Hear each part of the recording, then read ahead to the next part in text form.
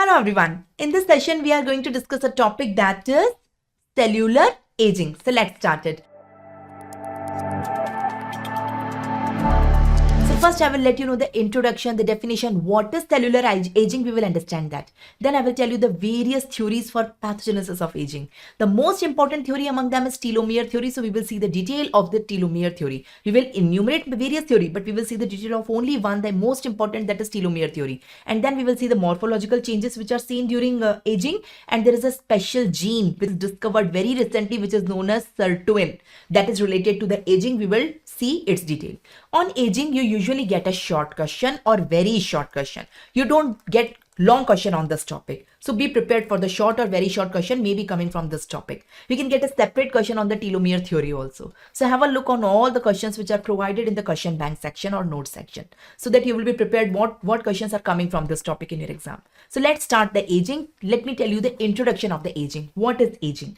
Aging is time-related deterioration of the physiological function in human body which are necessary for the survival of human body. Because of the aging, we grow old. I wish if aging doesn't happen. If aging doesn't happen, we can be young forever. I wish so. We all can be young forever, forever, forever. So nobody is immortal here. Everybody dies. Everybody grows old because of aging. So it's very important to understand what is aging, to understand the mechanism of aging.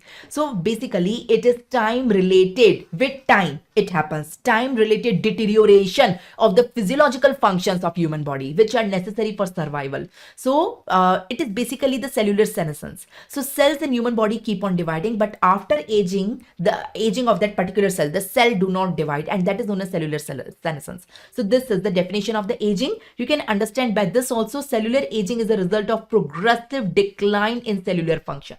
There is time-related progressive decline in cellular function, the physiological function and the vitality, which is caused because of two things. Number one, due to genetic abnormalities, and number two, accumulation of the mutation because of the environmental exposure. So these are the two causes of the aging you can understand. So please don't learn the definition, understand the definition and try to frame in your own words. In the exam, you can write the definition in your own words. What is aging? It is time-related deterioration of physiological functions in human body, which are necessary for survival due to two things.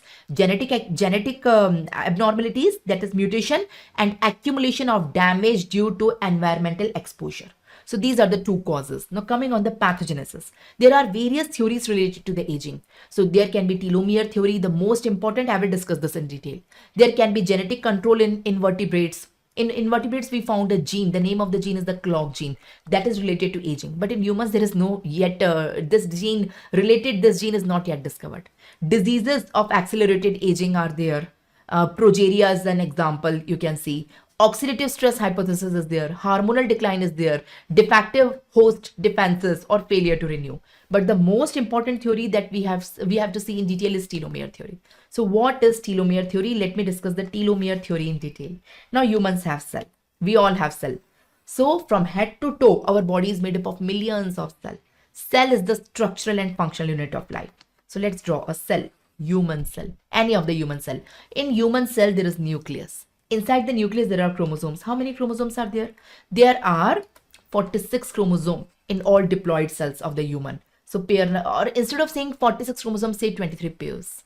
So 23 pairs of chromosomes are there. Pair number 1, pair number 2, pair number 3, pair number 4, 5, 6, 7. Likewise, total 23 pairs or 46 chromosomes are there. Now, at the end of each chromosome, there is a sequence of DNA. There is a sequence of repetitive DNA is present. This is known as telomere. Telomere is a portion of chromosome only. The end portion, the extremes of the chromosome.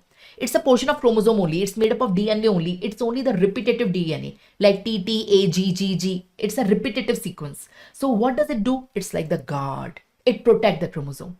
So can you see? Let me draw a pair of chromosome for you. So this is a chromosome, a pair of chromosome. Now at the end, there are telomere, a segment of DNA which is repetitive in sequence. It is known as telomere. And it protects the chromosome. Can you see? So this portion of the chromosome is protected by two guards. This portion of the chromosome is protected by two guards. And these guards are known as telomere. Thankfully, God has given these guards to all of us. God has given the guards. The chromosomes are protected from both the sides by two guards. This side also, this side also. So two guards are present in every chromosome. But the problem is that this is a cell now. Every cell divide. Whenever the cell divide,